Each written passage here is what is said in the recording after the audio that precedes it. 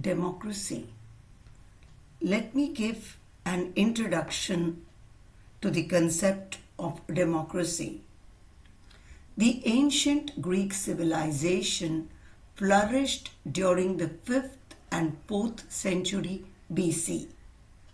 The territory of Greece was divided into polis or city-states where democracy was practiced in a restricted manner. That is, it was possible only for male citizens who were also known as freemen above the age of 20 years to attend, to speak, and to vote in the meetings of the assembly. Women and slaves were not citizens and so had no share in the democracy. Direct democracy was practiced in Greek city-states, particularly in Athens, where citizens directly participated in the affairs of the city-states.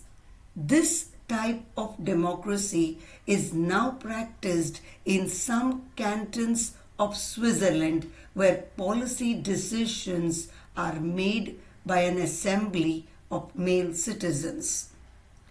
Once the Greek civilization came to an end, the Roman Empire came into existence, where the emperor was selected by the people in theory only, and therefore democracy did not make much progress. With the fall of the Roman Empire and the rise of the feudal structure in Europe, where the barons were powerful, democracy could not survive. The feudal structure gave way to the establishment of absolute monarchs, where democracy could not rise.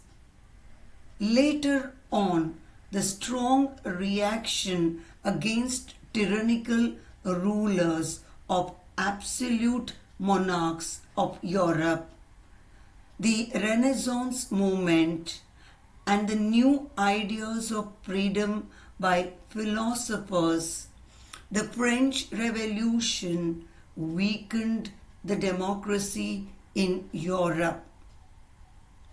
At the same time, in England, the authority of the Stuart kings were challenged by Parliament and their power was reduced.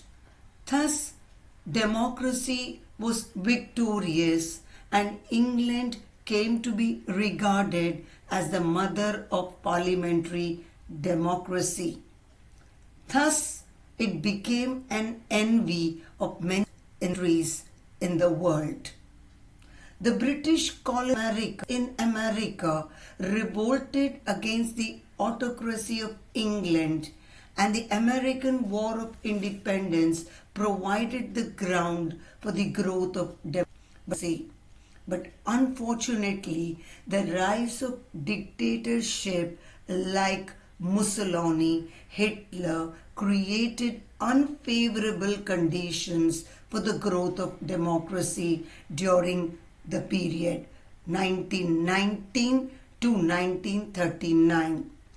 After the end of the Second World War, many countries in Asia and Africa, after gaining independence, adopted democratic system.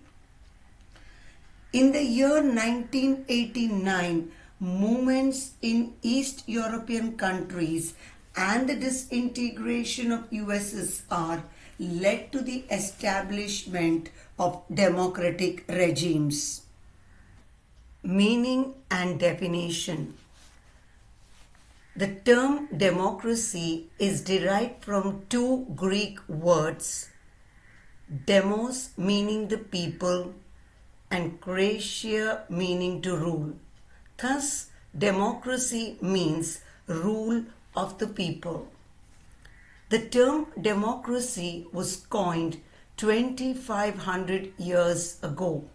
It first appeared in Herodotus' history in connection with the notion of isonomia, equality before law.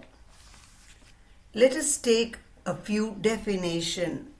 The most common definition and the popular one is given by Abraham Lincoln, quote unquote, democracy is government of the people, by the people, and for the people.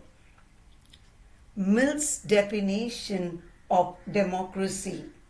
Democracy is a form of government in which the whole people or some numerous portion of them exercise the governing power through deputies periodically elected by themselves. MacIver's definition on democracy. Democracy is not a way of governing, whether by majority or otherwise, but primarily a way of determining who shall govern and broadly to what ends. Dimensions of democracy. Democracy has three dimensions. First, political. It means a system in which every citizen directly or indirectly participates in the affairs of the government, irrespective of their social and economic development. Second, social. It means a system in which there is no discrimination on the basis of caste, birth, wealth, language, etc. Thus, it honors the dignity of all human beings. Third, economic. It means a system in which there is equal distribution of economic resources of the nation. It means freedom from hunger, availability of healthcare, education, as well as right to work and right to adequate wages. Democracy is not merely political, social, or economic. It is something more. It is a way of life and an attitude of mind which inculcates every individual to consider others as his equals. In a democratic society, every individual is free to live in his own way, express his opinion freely, enjoy his life and equality to the best of his capacity, but within the limits of law. Thus, democracy has many things to offer, and therefore, democracy is and should be the order of the day. Types of democracy. Democracy is of two types. First, direct democracy. Direct democracy is that form of government in which people formulate and express their will in public meetings, and they assemble for this purpose as often as required. Direct democracy existed in the Greek city-states. They have become a thing of the past. It is because direct democracy can exist only in small states having a few thousand people who can meet, discuss, and decide. This form of direct democracy at present is practiced in the Swiss cantons. Second, indirect democracy. Indirect democracy is that form of government in which the will of the people is expressed not directly by the people, but by their elected representatives. The citizens elect their representatives for a certain period who manage the affairs of the state. Indirect democracy is also known as representative democracy. It is this form of democracy which is prevalent in modern times because of vast territories and large population. This type of democracy is practiced in United States, India. Methods of democracy. Various direct democratic checks exist in modern democratic system. First, referendum. The term referendum means refer to. This is a method by which a law or constitutional amendment proposed by the legislature is put to vote. If the people vote against the proposal, it's given up. But if they approve of it, it is embodied in the statute book. For example, referendum was used in Scotland to decide whether they want to remain in the UK or not.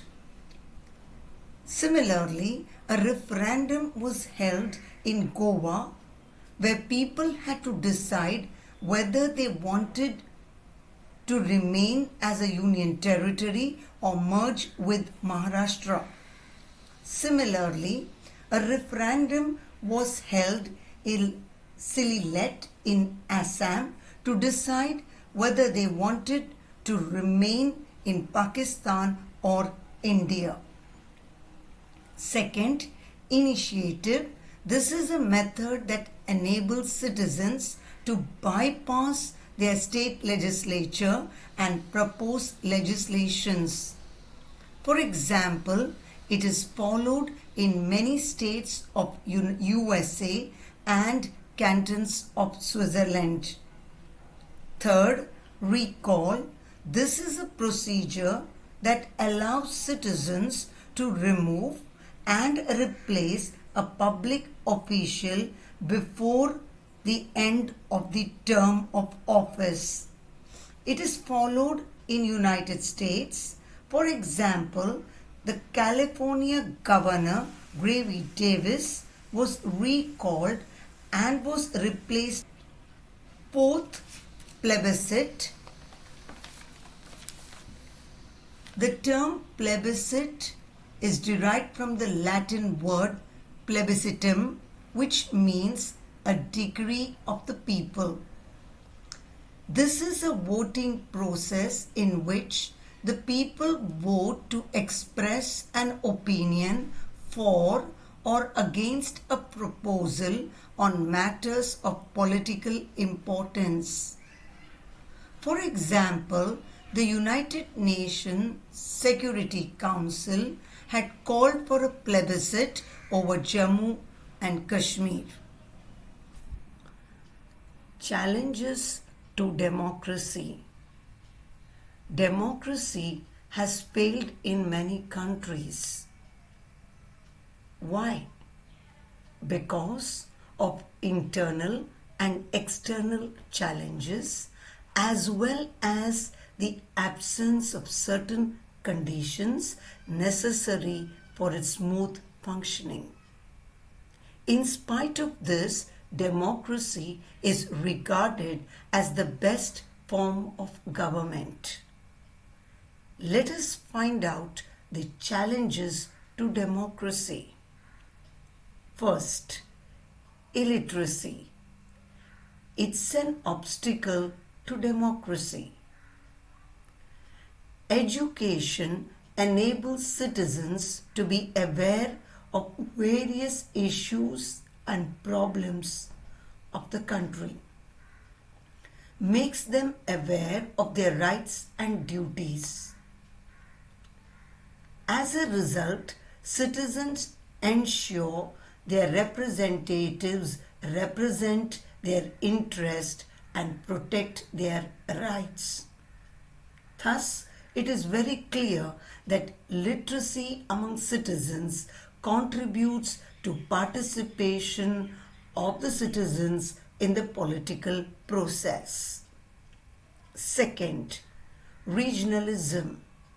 Regional disparities and imbalances in development are a challenge to democracy.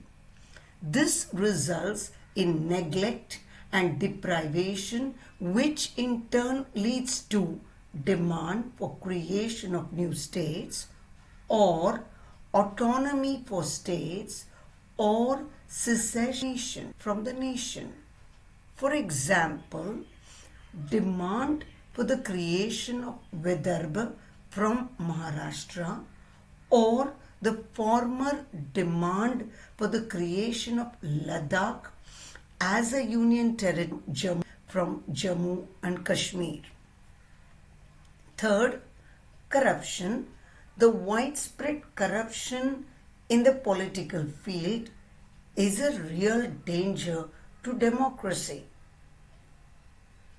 The nexus between politicians, bureaucrats, corporate houses and rich individuals have led to corruption.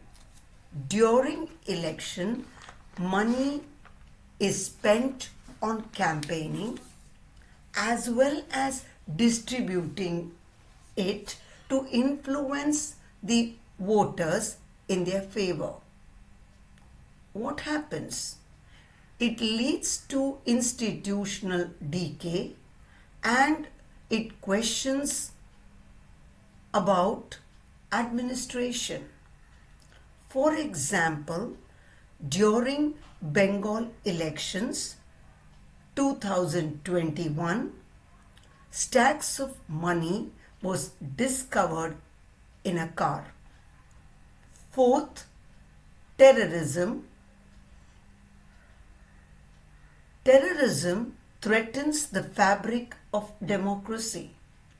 So, to deal with terrorism, preventive arrest, raids which may lead to death of citizens, curb on people's movement and their communication will naturally lead to violation of human rights.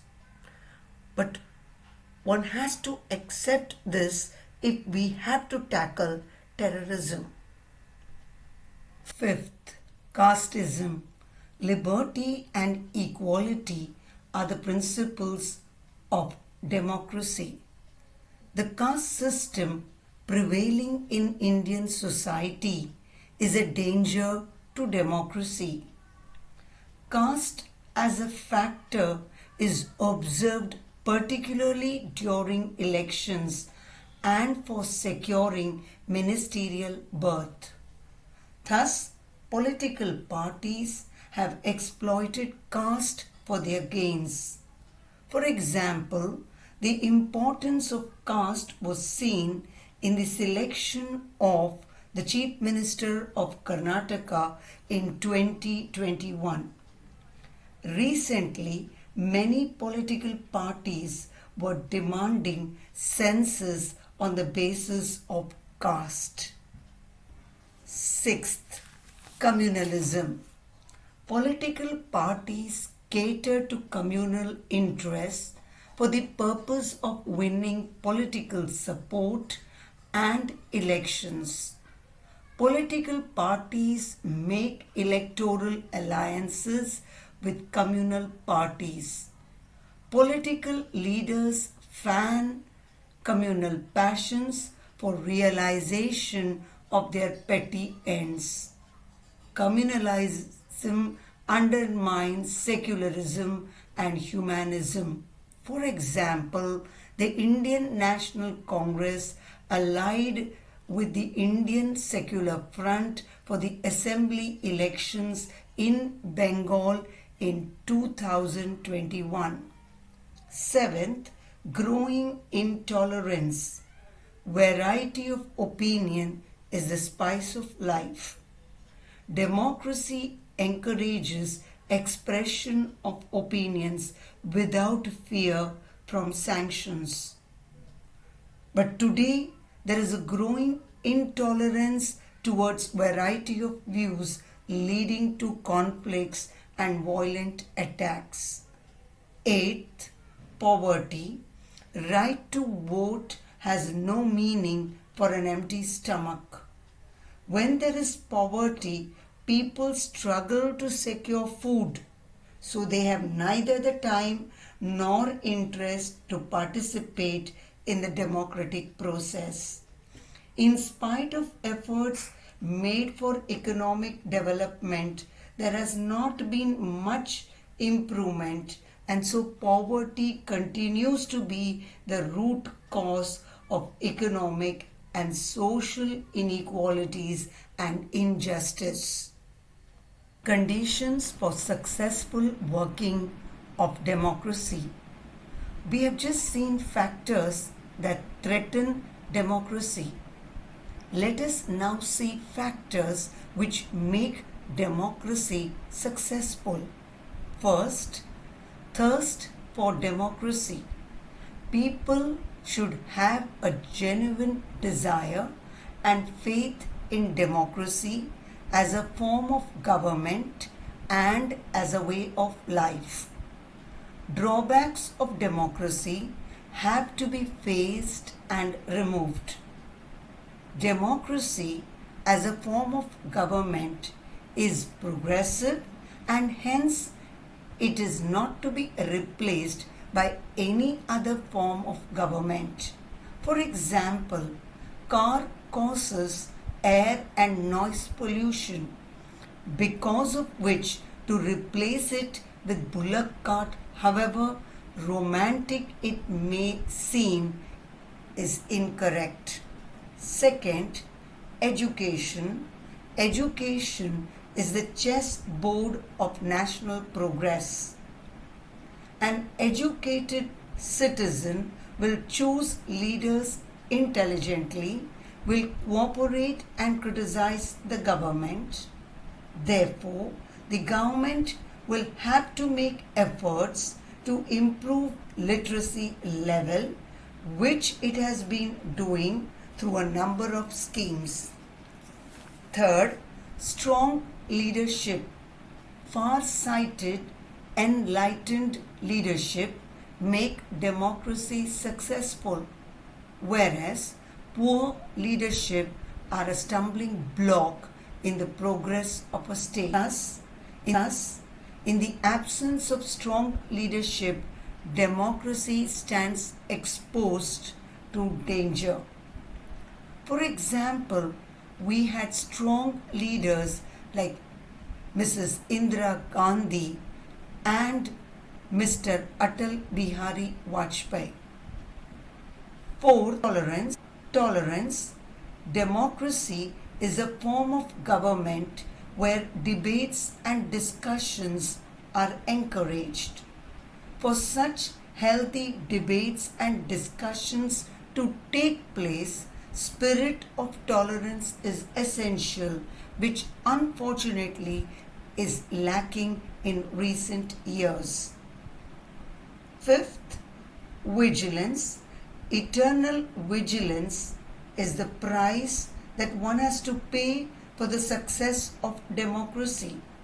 When people realize the value of democracy, they are prepared to protect it from external and internal dangers. If people are not alert, our own government or of our foreign government may snatch away our rights. Thus, it is vigilance that keeps democracy alive. Fourth, free press. Freedom of press is the cornerstone of democracy. The press places before the people facts and figures and criticizes it without fear or favor. Thus, a free and fearless press can go a long way to safeguard democracy.